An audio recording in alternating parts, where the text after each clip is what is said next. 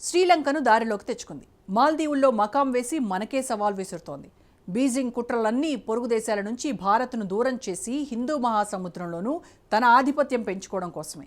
మరి China కుట్రలకు check పెట్టాలంటే ఏం చేయాలి? ముళ్ళును ముళ్ళుతోనే తీయాలి. కాబట్టి డ్రాగన్ టెరిటరీలోకి మన ఎంట్రీ కూడా ఉండాలి. భారత్ అదే చేస్తోంది. హిందూ మహాసముద్రంలో డ్రాగన్ కుట్రలకు దక్షిణ చైనా సముద్రంలో చెక్ పెట్టేందుకు సిద్ధమైంది. గతేడాది ఫిలిప్పైన్స్కు బ్రహ్మోస్ మిసైల్ ఎగుమతి చేసింది. ఇప్పుడు అదే డీల్ వియత్నాంతోనూ చేసుకుంది. ఇండోనేషియా సైతం ఇదే డీల్ కోసం చర్చలు జరుపుతోంది. అన్నీ అనుకున్నట్టు జరిగితే హిందూ మహాసముద్రంలో ఆధిపత్యం కోసం రెచ్చిపోతున్న డ్రాగన్ను మన బ్రహ్మాస్త్రాలు రౌండప్ చేయడం ఖాయం. ఇంతకు సౌత్ చైనా సముద్రంలో అసలేం జరుగుతోంది? ఫిలిప్పైన్స్, వియత్నాం వంటి చైనా పొరుగు దేశాలకు రక్షణ సాయంతో భారత్ ఇస్తున్న మెసేజ్ ఏంటి? డ్రాగన్ కంట్రీ చైనాకు ఊహించని షాక్ ఇస్తున్న భారత్.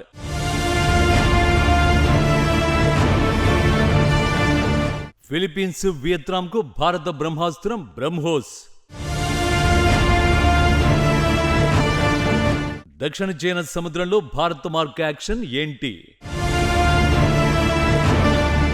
తన వరకు వస్తే తప్ప నొప్పేంటో తెలీదని నానుడి. చానాళ్లుగా ఆక్రమణ కాంక్షతో రగిలిపోతున్న డ్రాగన్ కంట్రీ కూడా ఆ నొప్పేంటో తెలియడం లేదు. ఇతర దేశాల భూభాగాల కోసం కుట్రలు చేస్తోంది. ముఖ్యంగా హిందూ మహాసముద్రంపై ఆధిపత్యం కోసం బీజింగ్ చేస్తున్న కుట్రలు అన్నీ ఇన్ని కావు. ఆర్థిక సాయం పేరుతో శ్రీలంకను కీలుబొమ్మగా మార్చేసుకుంది. మహమ్మద్ ముయిజ్జు అధ్యక్షుడు కాగానే మాలియాను తన అడ్డాగా చేసుకుంది. బంగ్లాదేశ్, నేపాల్ తదితర భారత పొరుగు దేశాలన్నింటిలోనూ డ్రాగన్ డోటీ స్ట్రాటజీలు ఇలాగే కంటిన్యూ అవుతున్నాయి. ఈ విషయంలో కాస్త ఆచితూచి వ్యవహరిస్తూ వచ్చిన భారత్ ముళ్ళును ముళ్ళుతోనే తీయాలనే సూత్రాన్ని ఫాలో అవ్వాలని డిసైడ్ అయింది. అంటే హిందూ మహాసముద్రంలో డ్రాగన్ దూకుడికి దక్షిణ చైనా సముద్రంలో చెక్ పెట్టడం అన్నమాట. అందుకోసం మోడీ సర్కారు ఏం చేసిందో తెలుసా?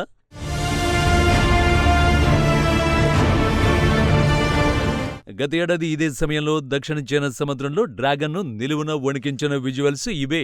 నిత్యం ఫిలిప్పీన్స్పై రెచ్చిపోయి దాడులు చేస్తున్న వేళ ఆ దేశానికి భారత్ అండగా నిలిచింది. మన బ్రహ్మాస్త్రం బ్రహ్మోస్ సూపర్సోనిక్ క్రూయిజ్ మిసైల్ ని ఫిలిప్పీన్స్ కు అప్పగించింది. భారత్, రష్యా సంయుక్తంగా అభివృద్ధి చేసిన ఈ క్షిపణి వ్యవస్థల్ని ఫిలిప్పీన్స్ మెరైన్ కార్పొరేషన్ కు అప్పగించింది.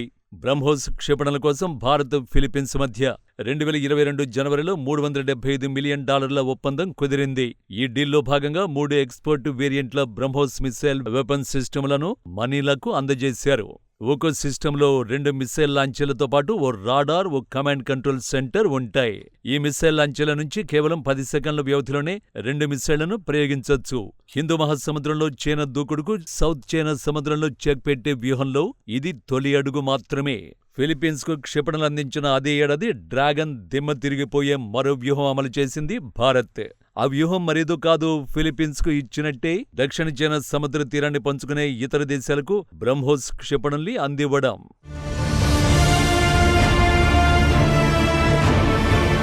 వియత్నాం దక్షిణ చైనా సముద్ర ప్రాంతంలో చైనా బాధిత దేశాల్లో ఇది కూడా ఒకటి. 2024 ఆగస్టులో ఆ దేశ ప్రధాని ఫామ్ మిన్ చిన్హ్ భారత్లో పర్యటించారు. ఈ పర్యటన లక్ష్యం దక్షిణ చైనా సముద్రంలో డ్రాగన్ కు చెక్ పెట్టడమే లక్ష్యంగా భారత్ నుంచి సాయం పొందడమే. భారత్, వియత్నాం మధ్య శతాబ్దాల చారిత్రక నాగరికత సంబంధాలు ఉన్నాయి. అవి 2018 తర్వాత మరింత బలపడ్డాయి. అందుకారణం డ్రాగన్ కంట్రీ చైనానే. సౌత్ చైనా సముద్రంలో తమను తీవ్రంగా వేధిస్తున్న చైనాకు భారత్ మాత్రమే చెక్ పెట్టగలదని వియత్నాం నమ్మింది. రక్షణ రంగంలో మోడీ సర్కారు సహకారాన్ని కోరుకుంటున్నామని ఆ దేశం పదే పదే చెబుతోంది. వివాదాస్పద దక్షిణ చైనా సముద్రం మొత్తం తనదని చైనా వాదిస్తుండగా తీరదేశాలు తీవ్ర అభ్యంతరాన్ని వ్యక్తం చేస్తున్నాయి.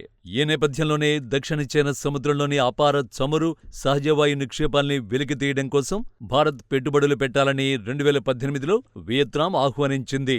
నాటి నుంచి భారత్, వియత్నాం అధినేతలు కలుస్తున్నారు అంటేనే బీజింగ్లో వణుకు మొదలవుతుంది. కానీ సౌత్ చైనా సముద్రంలో తన కుట్రల్ని మాత్రం ఆపడం లేదు. 2020లో చైనా మరోసారి తెంపరితనం చూపించింది. సౌత్ చైనా సముద్రంలోని వివాదాస్పద దీవుల్లో ఫైటర్ ఎయిర్ క్రాఫ్ట్ బాంబర్ను మోహరించింది. అక్కడి ప్రశాంత పరిస్థితులను ఉద్రిక్తంగా మార్చింది. ఆ సమయంలో భారత్లోని వియత్నాం రాయబారి ఫామ్ మిన్ చిన్హ్ ప్రభుత్వానికి ఈ సమాచారం అందించారు. భారత్, వియత్నాం మధ్య బలమైన రక్షణ భాగస్వామ్యం అవసరమని నొక్కి చెప్పారు. చాలా కాలంగా దక్షిణ చైనా సముద్రంలోని పార్సిల్ దీవులపై వివాదం నెలకొంది. అవి తమ ప్రాదేశిక ప్రాంతంలోనివి అని వియత్నాంను చైనా బెదిరిస్తోంది. కాగా వియత్నాంకు మద్దతుగా అమెరికా అక్కడ సైన్యాన్ని మోహరించింది.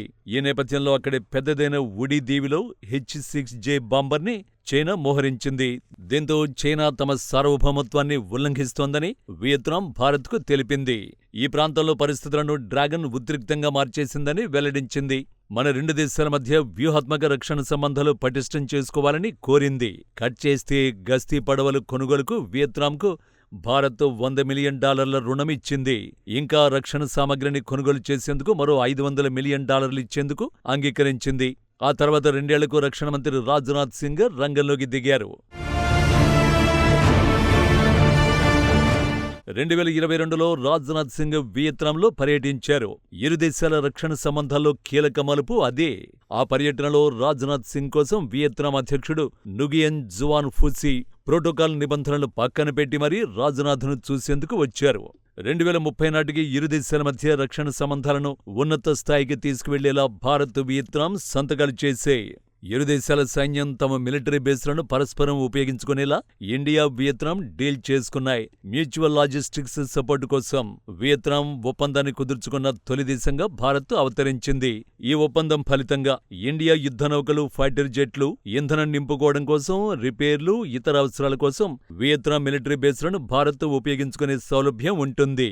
అంటే చైనాతో యుద్ధం అంటూ వస్తే వియత్నాం మిలిటరీ బేస్ల నుంచి దాడులు చేయడానికి మనకు అవకాశం దొరుకుతుందన్నమాట. ఈ నిర్ణయం ఇప్పటికే డ్రాగన్ను కలవరపెట్టేదే. కానీ భారత్, వియత్నాం మధ్య అంతకు మించిన మరో డీల్కు రంగం సిద్ధమైంది. ఆ ఒప్పందం పూర్తయితే చైనా నిలువున వణకడం ఖాయం. గత ఏడాది ఫిలిప్పీన్స్కు భారత బ్రహ్మాస్త్రం అందిన అదే సమయంలో వియత్నాంకు డెడ్లీ బ్రహ్మోస్ విక్రయాలకు రంగం సిద్ధమైంది. వియత్నాంతో $700 మిలియన్ రక్షణ ఒప్పందాన్ని కుదుర్చుకునేందుకు మోడీ సర్కార్ రెడీ అయింది. ఫిలిప్పీన్స్ తర్వాత బ్రహ్మోస్ క్షిపణి వ్యవస్థని నేవీలో చేర్చుకున్న రెండవ దేశంగా వియత్నాం అవతరిస్తుంది. 290 కిలోమీటర్ల పరిధి కలిగిన ఈ క్షిపణి వ్యవస్థ వియత్నాం తన సముద్ర సరిహద్దుల్ని రక్షించుకోవడానికి, దక్షిణ చైనా సముద్రంలో చైనా యుద్ధ నౌకల నుంచి వచ్చే ముప్పును ఎదుర్కోవడానికి వీలు కల్పిస్తుంది. వియత్నాంతో ఈ డీల్ ఇప్పుడే తెరపైకి రావడం కూడా హాట్ టాపిక్ అవుతోంది. ఎందుకంటే ట్రంప్ టారిఫ్ల నుంచి బయటపడ్డానికి ఇటీవలే చైనా అధినేత వియత్నాంలో పర్యటించారు.